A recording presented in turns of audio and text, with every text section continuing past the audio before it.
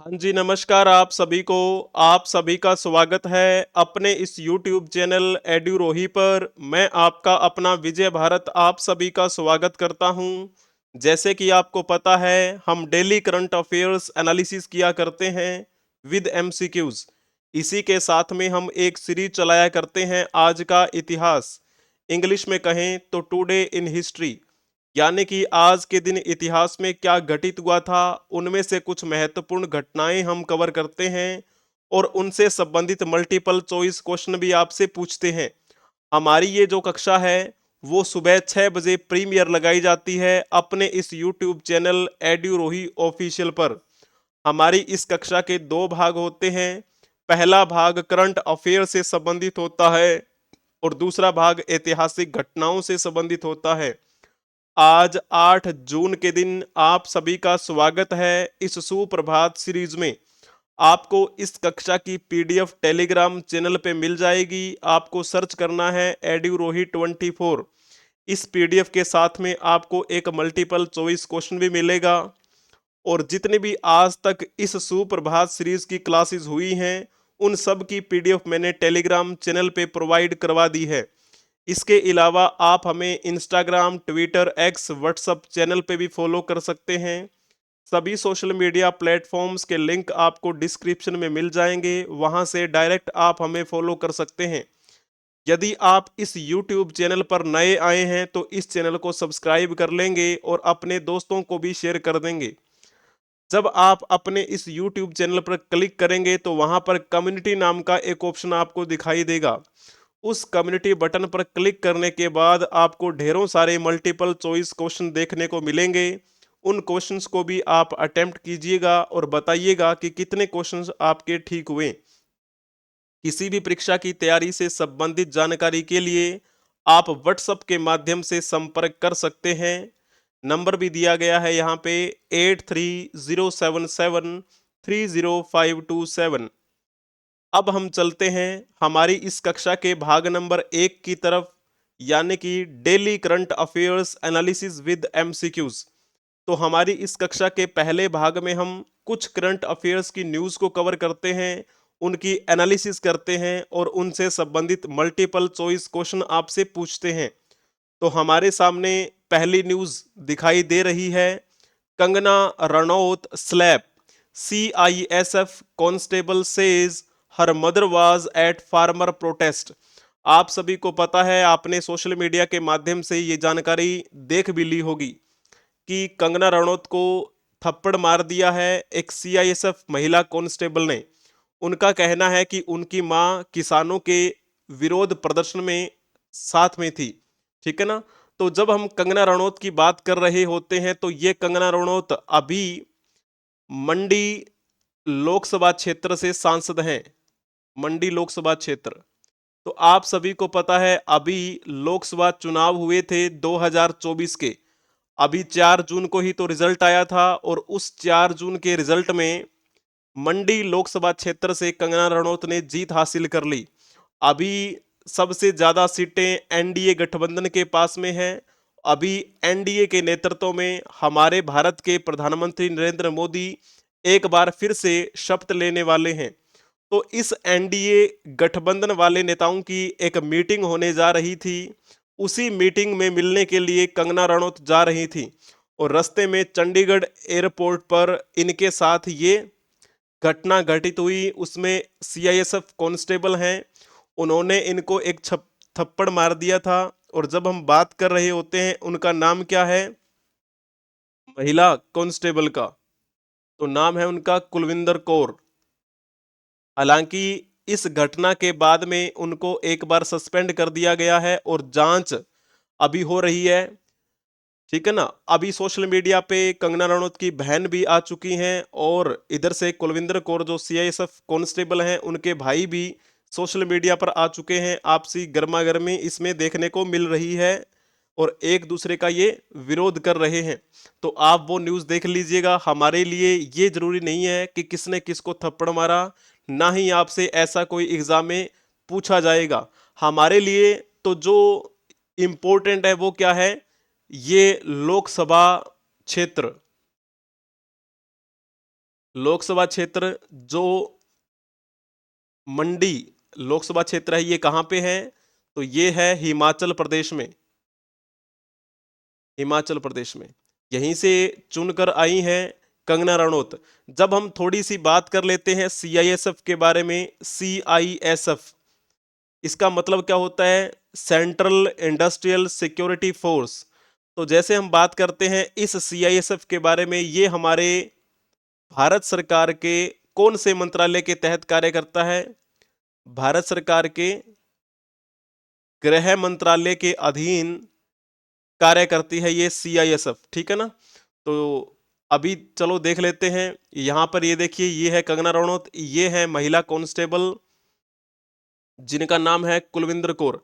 आप सभी को पता है जब किसान आंदोलन हो रहा था तो उसी के दौरान कंगना रनौत ने एक स्टेटमेंट दी थी कि जो ये फार्मर्स हैं वो 100 रुपए लेकर यहाँ पर आते रहते हैं।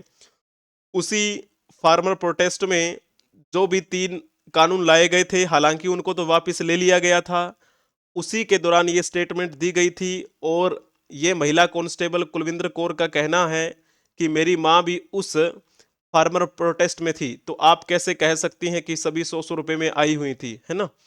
तो अभी यहां से चलो देख लेते हैं। अभी मैंने क्या बताया, हिमाचल प्रदेश की कौन सी सीट से हैं? मंडी सीट से हैं ये कंगना रनौत सांसद, लोकसभा सांसद। तो अब आपको एक क्वेश्चन बताना है। ये क्वेश्चन, देवभूमि कहा जाता है हिमाचल प्रदेश को, आप सभी को पता है। इस देवभूमि हिमाचल प्रदेश में लोकसभा की सीटें कितनी हैं और विधानसभा की सीटें कितनी हैं? आपको ये क्वेश्चन बताना है। जल्दी से आप बताने का प्रयास करेंगे। तो यहां पर आएगा 4। देवभूमि हिमाचल प्रदेश में 4 लोकसभा और 68 विधानसभा क्षेत्र हैं। जिन्होंने ए ऑप्शन टिक किया होगा ना, उनका बिल्कुल ठीक रहेगा। बहुत ही बढ़िया बताया है आप सभी ने। जब हम इस हिमाचल प्रदेश की बात कर रहे होते हैं, इसकी राजधानी क्या है? इसकी राजधानी है शिमला। और ये हिमाचल प्रदेश कितने एरिया में फैला हुआ है? 55,673 वर्ग किलोमीटर में फैला हुआ है ये हिमाचल प्रदेश, जिसे हम देवभूमि के नाम से जानते हैं, जिसकी राजधानी शिमला है। और इस हिमाचल प्रदेश में कुल कितने जिले हैं? तो इसमें 12 जिले हैं, और 12 जिले हैं और 113 तहसीलें हैं हिमाचल प्रदेश में। और जैसे बात करते हैं, अभी मैंने क्या बताया, इसमें कितनी लोकसभा की सीटें हैं? 4 लोकसभा की सीटें हैं।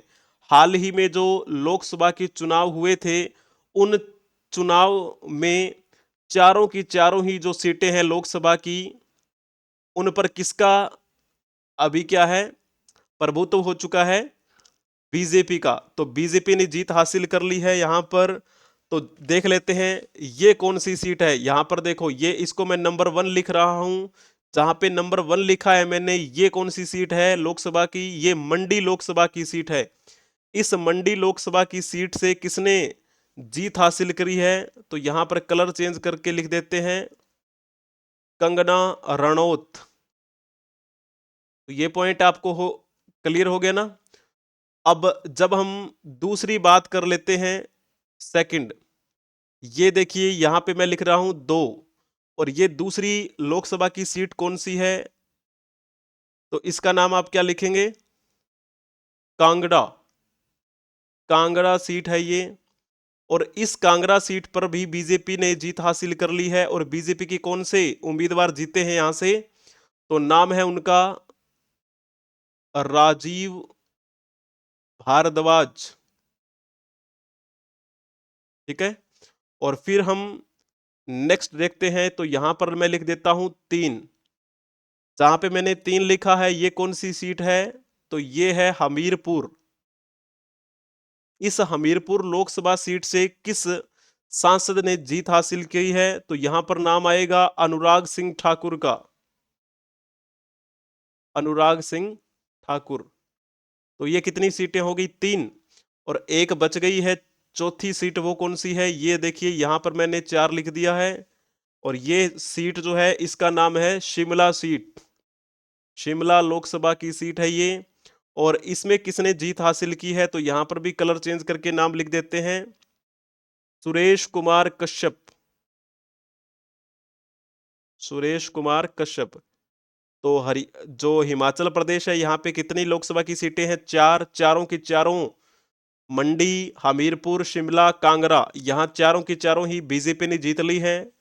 और जब हम बात करते हैं इससे पहले जो लोकसभा के चुनाव हुए थे 2019 में, तो उस समय भी बीजेपी का ही यहाँ पर प्रभुत्व रहा।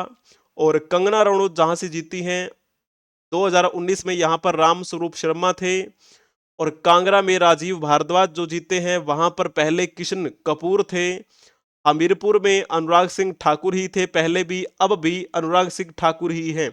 शिमला में भी ये कौन थे? सुरेश कुमार कश्यप थे, और सुरेश कुमार कश्यप ही हैं। ठीक है। और ये देखिए भारत का मैप है, ये मैप मैंने maps of India official website से उठाया है। और ये रहा हमारे हिमाचल प्रदेश का मैप, जिसकी राजधानी क्या है? शिमला। तो यहां पर अभी आपको थोड़ा सा और बता देते हैं एक पॉइंट। ये देखो कलर चेंज कर लिया है। ये अगर लिखा हो ऐसा कौन सा स्टेट है जहां पर 10 लोकसभा की सीटें हैं और 90 विधानसभा की सीटें हैं, तो फिर आप कहेंगे कि ये तो हरियाणा का है। तो बिल्कुल ठीक बात है। ऐसा कौन सा स्टेट है जहां पर 26 लोकसभा की सीटें हैं और 182 विधानसभा की सीटें हैं? तो ये आपका कौन सा है? गुजरात है। ठीक है ना। और जब हम बात करते हैं ऐसा कौन सा स्टेट है जहां पर 48 लोकसभा की सीटें हैं और 288 विधानसभा की सीटें हैं, तो फिर क्या नाम आएगा? तो नाम आएगा महाराष्ट्र का। ठीक है ना। गुजरात की राजधानी क्या है आप कमेंट में बताएंगे, और महाराष्ट्र की भी राजधानी क्या है आप कमेंट में बताएंगे। हरियाणा और पंजाब के बारे में तो आप जानते ही हैं, हरियाणा और पंजाब की राजधानी चंडीगढ़ है। और यही चंडीगढ़ एयरपोर्ट पे ये खबर आपको देखने को मिली थी, जहां पे सीआईएसएफ कांस्टेबल कुलविंदर कौर ने मंडी लोकसभा सांसद कुलविंद जो हैं कंगना रनौत, उनको थप्पड़ मारा था, है ना। तो चलिए अब हम चलते हैं नेक्स्ट न्यूज की तरफ। RBI keeps repo rate unchanged at 6.5 for 8th time in a row. RBI ने लगातार 8वीं बार रेपो दर को 6.5 पर अपरिवर्तित रखा है, यानी कि इसमें कोई भी चेंज नहीं किया, ऐसा 8वीं बार हो रहा है। The RBI has been holding the key interest rate repo rate 6.5 since February 2023। 2023 के फरवरी महीने से लगातार यही रेपो रेट बनी हुई है और आरबीआई ने इसमें कोई भी बदलाव नहीं किया है। और ये जो रेपो रेट है इसका मतलब बेसिकली अगर देखा जाए तो क्या प्रभाव पड़ता है, तो जो इन्फ्लेशन होती है, इन्फ्लेशन से संबंधित ये कंट्रोल करती है। पहले आप इसके बारे में एक क्वेश्चन बताएंगे, उसके बाद में मैं आपको थोड़ा सा समझाने का प्रयास करूंगा। ये रहे आरबीआई के गवर्नर, आप चलो इनके बारे में बता देंगे। मैंने फोटो दिखा दी है, आप इनका नाम बता देंगे कमेंट में। और ये क्वेश्चन भी बता दो जल्दी से, रेपो रेट से क्या तात्पर्य है? रेपो रेट वह दर जिस पर भारतीय रिजर्व बैंक देश के वाणिज्यिक बैंकों से धन उधार लेता है, या फिर वो दर जिस पर भारतीय रिजर्व बैंक देश के वाणिज्यिक बैंकों से धन उधार देता है, या फिर जिस पर भारतीय रिजर्व बैंक राज्य सरकार को उधार देता है। इनमें से कौन सा ठीक रहेगा? जल्दी से बताने का प्रयास करेंगे। जिन्होंने लिखा होगा ना बी ऑप्शन, उनका बिल्कुल ठीक रहेगा। वह ब्याज दर जिस पर भारतीय रिजर्व बैंक देश के वाणिज्यिक बैंकों से धन से नहीं आएगा, यहां पे हम लिखेंगे को। ठीक है ना। तो वह ब्याज की दर जिस पर भारतीय रिजर्व बैंक देश के वाणिज्यिक बैंकों को धन उधार देता है, वो होती है रेपो रेट। तो थोड़ा सा इसको समझने का प्रयास करेंगे। दो टर्म यूज की जाती है, एक तो होती है रेपो दर, या फिर इंग्लिश में कहें रेपो रेट, और एक का नाम होता है, सॉरी इसमें रिवर्स रेपो दर। ये दो टर्म यूज की जाती हैं। आप सभी को पता है हर देश में एक सेंट्रल बैंक होता है। हमारे देश का सेंट्रल बैंक कौन सा है? हमारे देश का सेंट्रल बैंक है आरबीआई, जिसे हम क्या बोलते हैं? Reserve Bank of India. Repo दर वो दर होती है जिस पर उधार दिया जाता है आरबीआई के द्वारा वाणिज्यिक बैंकों को। आप सभी को पता है बहुत सारे वाणिज्यिक बैंक हैं, वो जिस दर पर यानी कि जिस रेट से आरबीआई से उधार लेते हैं वो दर कहलाती है रेपो दर। अगर आरबीआई रेपो रेट को बढ़ा दे तो जाहिर सी बात है वाणिज्यिक बैंक के पास में जो भी आएगा वो क्या होगा, उसका भी ब्याज दर महंगा होगा। अब वाणिज्यिक बैंक जो है वो जनता को क्या देगी, लोन देगी या फिर उनको भी आगे वो अगर पैसा देगी तो वो ज्यादा ब्याज पर देगी। अब जनता को जब ज्यादा ब्याज पर पैसा मिल रहा है तो जनता क्यों पैसा लेगी, यानी कि जनता के पास अब पैसा कम होगा क्योंकि वो पैसा ज्यादा नहीं लेंगे वहां से क्योंकि ज्यादा ब्याज पर मिल रहा है। जब पैसा ज्यादा नहीं होगा तो फिर वो क्या करेंगे, वो डिमांड कम करेंगे। अब डिमांड कम कर रहे हैं और आपूर्ति हमारे पास उतने की उतनी ही पड़ी है तो चीजें क्या हो जाएंगी, चीजें सस्ती हो जाएंगी। डिमांड कम है तो चीजें सस्ती होंगी, जाहिर सी बात है। तो इस प्रकार रेपो दर का मतलब बढ़ना ये प्रभावित करता है। फिर हम जब बात करते हैं रिवर्स रेपो दर की तो आरबीआई फिर वापस लेता है जब वाणिज्यिक बैंकों से उधार लेता है तो उसे हम क्या बोल देते हैं, उसे कहते हैं हम रिवर्स रेपो दर। तो थोड़ा सा जब हम रेपो दर की डिक्रीमेंट के बारे में बात कर रहे हों उसी के बारे में समझ लो। चलो, आरबीआई ने पहले तो बढ़ाया, उसका ये प्रभाव पड़ा। अगर आरबीआई रेपो दर को घटा दे तो उससे क्या होगा, वाणिज्यिक बैंकों के पास में ज्यादा पैसा होगा, कम ब्याज पर उनके पास पैसा पहुंचेगा। जब कम ब्याज की दर से इनके पास पैसा आया तो जनता को भी क्या देंगे, ये कम ब्याज पर पैसा देंगे तो जनता के पास क्या है, पैसा ज्यादा पहुंचेगा। अब ज्यादा जब पहुंचा पैसा तो वो क्या करेंगे, वो डिमांड ज्यादा करेंगे और डिमांड ज्यादा करेंगे, आपूर्ति उतनी ही है, डिमांड ज्यादा होगी तो जाहिर सी बात है चीजें महंगी हो जाएंगी, चीजें महंगी होंगी। तो इस प्रकार से जो रेपो दर है वो प्रभावित करती है महंगाई को कि चीजें सस्ती हो रही हैं, चीजें महंगी हो रही हैं। ठीक है ना। तो ये तो बात हुई रेपो दर यानी कि वो ब्याज की दर जिस दर से वाणिज्यिक बैंक आरबीआई से उधार लेते हैं। अगर इसका उल्टा कर दिया जाए तो उसे हम क्या बोलेंगे, रिवर्स रेपो दर। यानी कि वाणिज्यिक बैंक अगर वापिस आरबीआई को दे रहे हैं तो वो किस रेट पर दे रहे हैं, तो वो होता है रिवर्स रेपो रेट। तो ये पॉइंट हो गया। अभी हम बात कर रहे थे आरबीआई के बारे में, मैंने आपको क्या बताया, ये हमारे भारत का सेंट्रल बैंक है। हर देश का एक सेंट्रल बैंक होता ही है। तो आप ये बताइए कि भारतीय रिजर्व बैंक जिसे हम आरबीआई के नाम से जानते हैं, इसकी स्थापना कब की गई थी। आपके सामने ऑप्शन दिए गए हैं, जल्दी से बताएंगे। जिन्होंने ऑप्शन टिक किया होगा ऑप्शन सी उनका बिल्कुल ठीक रहेगा। 1 अप्रैल 1935 को आरबीआई की स्थापना की गई थी। और कौन से अधिनियम के तहत, आरबीआई अधिनियम, आरबीआई अधिनियम 1934 के तहत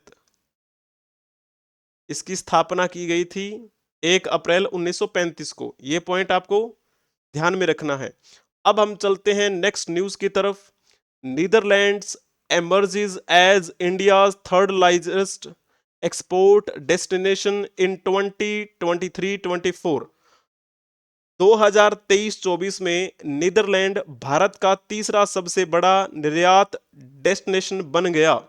और जैसे अभी हम वर्तमान की दृष्टि से देखें तो कौन सा फाइनेंशियल ईयर चल रहा है, तो आप कहेंगे अभी 2024-25 फाइनेंशियल ईयर चल रहा है। और ये बात हो रही है पिछले फाइनेंशियल ईयर की, यानी कि 2023-24 की। तो इस 2023-24 में हमारे भारत ने कौन कौन से देश में सबसे ज्यादा निर्यात किया, तो सबसे पहले नंबर पर कौन सा आता है, तो नाम आता है संयुक्त राज्य अमेरिका का। संयुक्त राज्य अमेरिका में हमने सबसे ज्यादा निर्यात किया। उसके बाद में फिर किसका नाम आएगा, उसके बाद में यहाँ पर नाम आता है यूएई, जिसे हम कह देते हैं संयुक्त अरब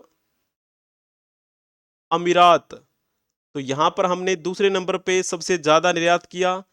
तीसरे नंबर पे हमने कहाँ निर्यात किया था? नीदरलैंड में।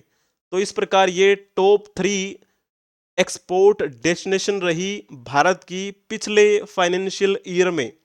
पिछले वित्त वर्ष में नीदरलैंड में जिन वस्तुओं के निर्यात में अच्छी वृद्धि दर्ज की गई उनमें से क्या क्या चीजें हैं? इलेक्ट्रिकल गुड्स, केमिकल्स, फार्मास्यूटिकल्स, ठीक है ना। तो ये कुछ चीजें थी जिनका हमने ज्यादा से ज्यादा नीदरलैंड में निर्यात किया। और ये आंकड़े किसने जारी किए हैं? कॉमर्स मिनिस्ट्री, जिसे हम वाणिज्य मंत्रालय कह देते हैं।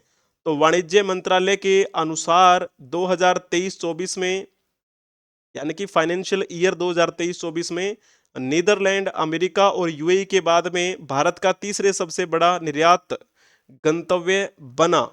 ठीक है, जबकि देश के माल की शिपमेंट में 3% से अधिक की गिरावट हमें देखने को मिली है। तो अब यहां पर आप देख सकते हैं इस नीदरलैंड के बारे में, ये रेड डॉटेड में आपको दिखाई दे रहा है। ये देखिए, ये है आपका नीदरलैंड।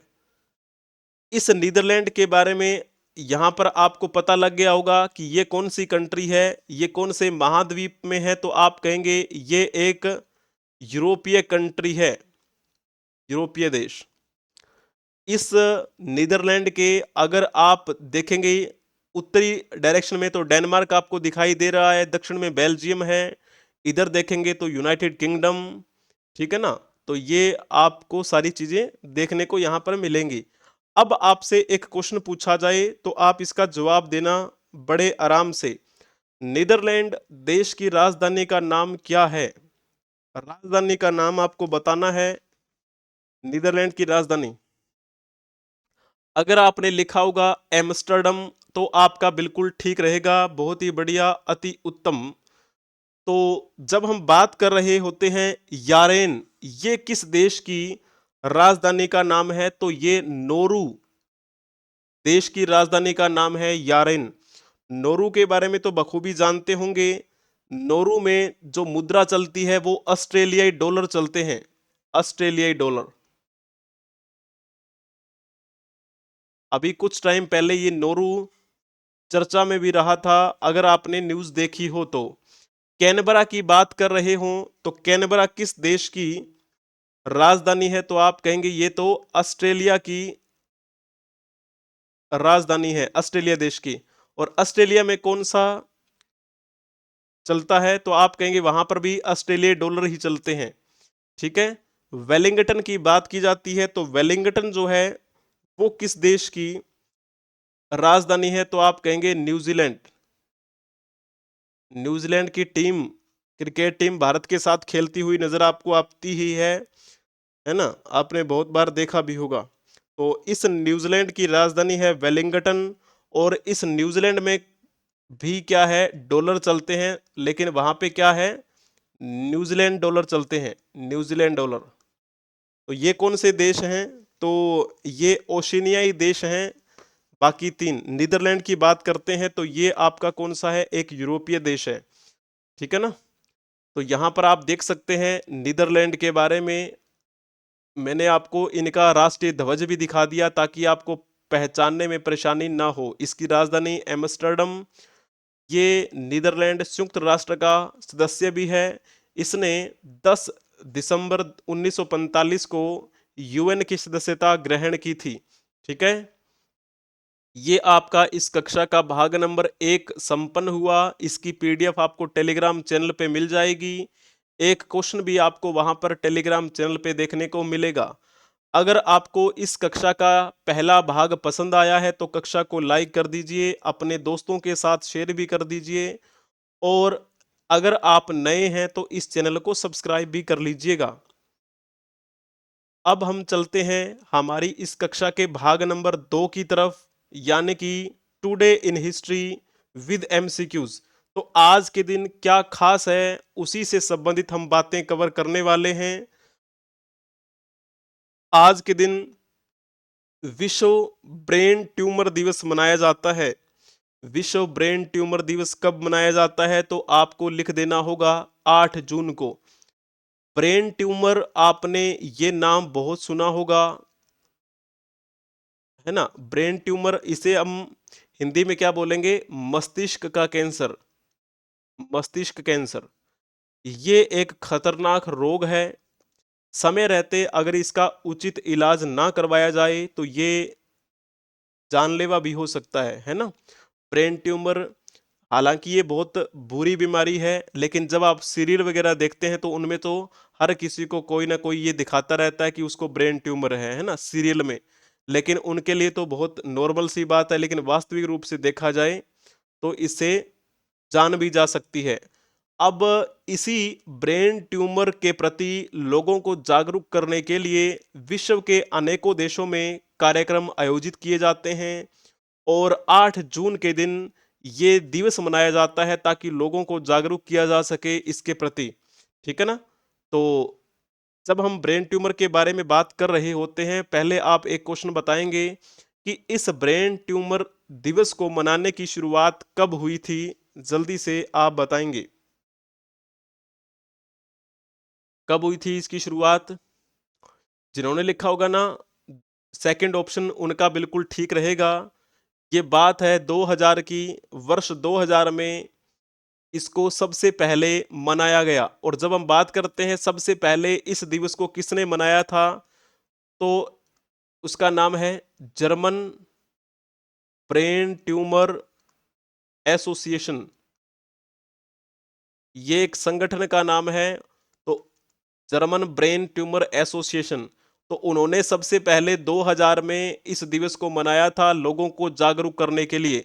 बाद में फिर ऐसा महसूस किया गया कि पूरे देश में ही नहीं बल्कि पूरे विश्व में लोगों को जागरूक करना चाहिए ब्रेन ट्यूमर के प्रति, ताकि लोगों को ये पता लगे कि किस प्रकार से हम, अगर कोई व्यक्ति इससे पीड़ित हो जाता है तो उसका इलाज करवा सकते हैं। ठीक है ना? ब्रेन ट्यूमर किसी भी उम्र में हो सकता है। ब्रेन ट्यूमर होने के सही कारण तो स्पष्ट नहीं है और ब्रेन ट्यूमर के लक्षण उनके आकार, प्रकार और स्थान के ऊपर निर्भर करते हैं। ठीक है ना? तो इस प्रकार इनके प्रति हमें जागरूक रहना चाहिए। अगर थोड़ा बहुत लगता है तो चिकित्सक से सलाह लेनी चाहिए। ठीक है? इसके लक्षण भी आपको अगर बताएं तो कुछ सामान्य लक्षणों में सिर दर्द होता है, दौरे आने लग जाते हैं, आँखों से थोड़ा कम दिखाई देने लगता है यानी कि दृष्टि से संबंधित समस्या होने लग जाती है, उल्टी, मानसिक परिवर्तन, इस प्रकार के लक्षण देखने को मिलते हैं जब ब्रेन ट्यूमर की शिकायत होती है। रोगी बहुत सिर दर्द और उल्टी महसूस कर सकता है। अत्यधिक विशिष्ट समस्याएं जैसे कि चलने में, बोलने में या फिर इंद्रिय बोध में भी परेशानी हो सकती है। तो ये हैं। अब इनके प्रति हमेशा जागरूक रहना चाहिए। जब भी कोई परेशानी हो चिकित्सक से सलाह लेनी चाहिए। विश्व महासागर दिवस भी मनाया जाता है 8 जून के दिन। और इस विश्व महासागर दिवस को सबसे पहले किसके द्वारा मनाया गया था? तो ये जो ना मान्यता दी गई 2008 में किसके द्वारा दी गई थी? संयुक्त राष्ट्र के द्वारा, जिसे हम यूनाइटेड नेशन कह देते हैं। तो संयुक्त राष्ट्र ने वर्ष 2008 में ये आधिकारिक मान्यता दी और अगले साल 2009 में इस दिवस को मनाने की शुरुआत हुई। नाम से ही पता चल रहा है, विश्व महासागर दिवस, यानी कि हमारे विश्व में जितने भी महासागर हैं उनको हमें संजो कर रखना है ना? और महासागर में आपको पता है कितने प्रकार की प्रजातियां रहती हैं। उन प्रजातियों को अगर हम संजो के रखेंगे तो हमारा परितंत्र है वो सुरक्षित रहेगा। छोटा छोटा जो हमारा ये नाजुक परितंत्र है, इसकी हमें रक्षा करनी चाहिए। आजकल आपको पता है हर कोई औद्योगिकरण की तरफ बढ़ रहा है और इंसान इतना अपने लिए आगे बढ़ चुका है कि उसे आस-पास रहने वाले पर्यावरण की, है ना, उसकी कोई भी चिंता नहीं है। लेकिन हम इन्हीं की वजह से हैं। तो अगर हमें लंबे समय तक टिके रहना है तो हमें आपसी पर्यावरण, मतलब जो हमारे आस-पास का पर्यावरण है, उसकी रक्षा करनी चाहिए। हमारा जो एक जल तंत्र है उसकी भी रक्षा हमें करनी चाहिए, ठीक है, वरना हम लंबे टिक नहीं पाएंगे, ये सच्चाई है। प्रकृति जरूरी है। और जब हम बात करते हैं विश्व महासागर दिवस की, तो इसके बारे में तो मैंने आपको बता दिया कि 2009 में सबसे पहले ये मनाया गया था, ठीक है ना। उससे पहले एक ना 1992 में एक कार्यक्रम आयोजित किया गया था रियो डी जेनेरियो में। तो उस वो कहते हैं पृथ्वी ग्रह फोरम। तो उसमें विश्व महासागर दिवस मनाने के फैसला लिया गया और फिर संयुक्त राष्ट्र ने उस पर विचार करते करते 2008 में इसे मान्यता दे दी थी। जब आपसे ये पूछा जाए कि विश्व महासागर दिवस प्रतिवर्ष कब मनाया जाता है, तो सिंपल आंख बंद करके लिख देना 8 जून, ठीक है ना। और जब आपसे ये पूछा जाता है 5 जून को कौन सा दिवस मनाया जाता है, विश्व पर्यावरण दिवस, वर्ल्ड इन्वायरमेंट डे। ये पॉइंट आपको ध्यान में रखना है, गलती आपकी बिल्कुल भी नहीं होनी चाहिए। 21 जून को कौन सा दिवस मनाया जाता है, बड़ा ही प्रसिद्ध है ये दिवस जो है, ये भी विश्व स्तरीय दिवस है। और इस दिवस को पूरे विश्व में शुरुआत करने का श्रेय भारत को ही जाता है। अब आप ये बताइएगा कि वो कौन सा दिवस है जिसका मतलब क्या है कि शुरुआत करने का श्रेय भारत को ही है, ठीक है ना। तो सिंपल सी बात है, आज विश्व महासागर दिवस है।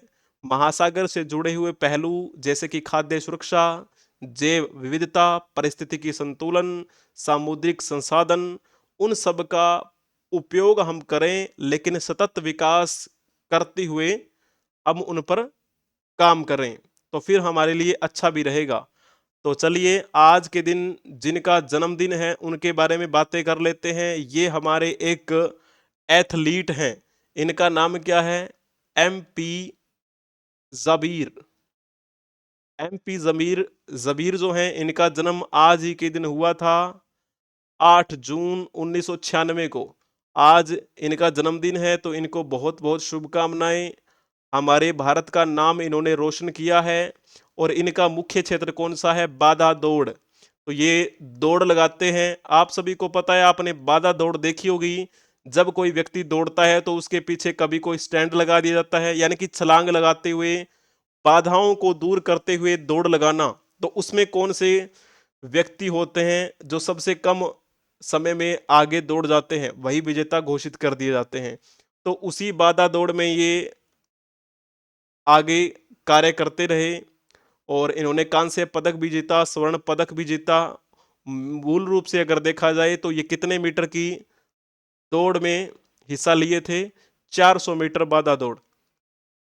आप इनके बारे में एक क्वेश्चन बताने का प्रयास करेंगे, MP जबीर के बारे में। इनका पूरा नाम है मदारी पिलियालिल जाबीर। इनके संबंध में आपको यह बताना है कि कौन सा या कौन से कथन गलत हैं। गलत कथन है वो आपको टिक करना है, जल्दी से बताएंगे। MP जबीर का जन्म 8 जून 1996 को केरल राज्य के मलप्पुरम जिले में मंजेरी में हुआ। तो पहला पॉइंट तो ठीक लिखा हुआ है, ये हमें टिक नहीं करना। MP जबीर ने 2017 एशियाई एथलेटिक्स चैंपियनशिप में कांस्य पदक जीता था, ये बात भी बिल्कुल ठीक लिखी हुई है, तो हम ये भी टिक नहीं करेंगे। तीसरा पॉइंट पढ़ने का प्रयास करेंगे। MP जबीर शीतकालीन ओलंपिक 2020 में 400 मीटर बाधा दौड़ में भाग लेने वाले भारतीय पुरुष एथलीट बने, पहले पुरुष एथलीट। क्या ये बात ठीक लिखी हुई है क्या? आप कहेंगे जी नहीं, ये बात गलत लिखी हुई है। गलत क्यों लिखी हुई है? क्या ये 400 मीटर बाधा दौड़ में भाग लेने वाले पहले भारतीय पुरुष एथलीट नहीं बने? बने थे, लेकिन ये शीतकालीन ओलंपिक नहीं था। ये तो कौन सा था फिर? ये ग्रीष्मकालीन ओलंपिक खेल था, जो कि 2020 में आयोजित किया गया, ठीक है ना। तो ग्रीष्मकालीन ओलंपिक में इन्होंने हिस्सा लिया था और 400 मीटर बाधा दौड़ में भाग लेने वाले पहले भारतीय पुरुष एथलीट बने। जब हम पहली भारतीय महिला एथलीट की बात करते हैं तो किसका नाम आता है? वो भी केरल से ही थी और ये भी केरल से ही हैं, ठीक है। उनका नाम क्या था? PT उषा। उड़नपरी उनको बोला जाता है, आपको पता है ना। तो थोड़ा सा हम बात कर लेते हैं ग्रीष्मकालीन ओलंपिक के बारे में। ग्रीष्मकालीन ओलंपिक खेल 2020 में जब हुए थे, उसमें इन्होंने ये रिकॉर्ड बनाया था और ये पहले भारतीय पुरुष एथलीट बने थे 400 मीटर की बाधा दौड़ में हिस्सा लेने वाले। तो ग्रीष्मकालीन ओलंपिक जो होते हैं वो कब होते हैं? 4 साल बाद होते हैं, यानी कि अभी 2024 में हो रहे हैं।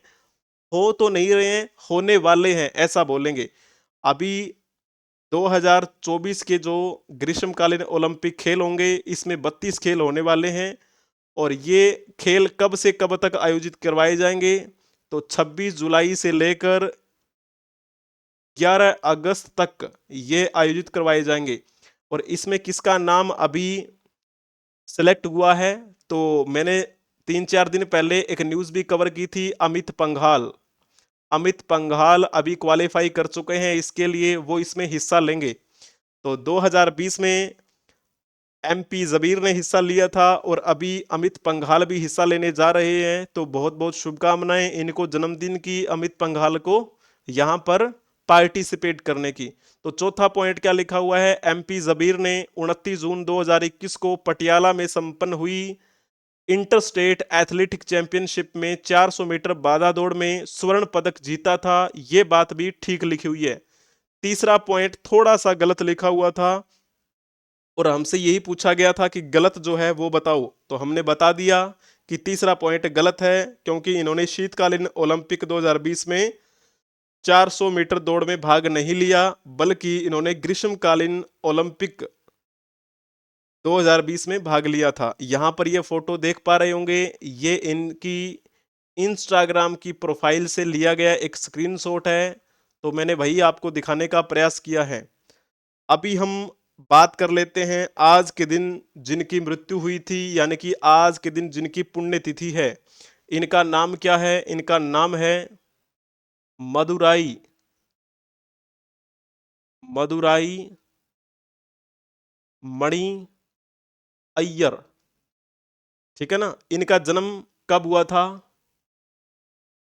इनका जन्म 25 अक्टूबर 1912 को हुआ। इनकी मृत्यु 8 जून 1968 को हुई। ठीक है। अभी आप इनके बारे में एक क्वेश्चन बताने का प्रयास करेंगे। भारत के सांस्कृतिक इतिहास के संदर्भ में निम्नलिखित कथनों पर विचार कीजिए और बताइए कि इनमें से कौन सा कथन सही रहेगा। जल्दी से बताने का प्रयास करेंगे। एक बार इस प्रकार का क्वेश्चन यूपीएससी में पूछा गया था, त्यागराज के साथ उनका नाम जोड़ के। अभी मैंने उस क्वेश्चन को थोड़ा सा मोल्ड करके आपके सामने पेश किया है, तो आप जल्दी से बताने का प्रयास करेंगे कि इनमें से कौन सा ठीक रहेगा। तो चलो पहला देख लेते हैं। मदुरई मणि अय्यर और त्यागराज समकालीन हैं, क्या ये बात ठीक है? आप कहेंगे जी नहीं, ये बात तो गलत है।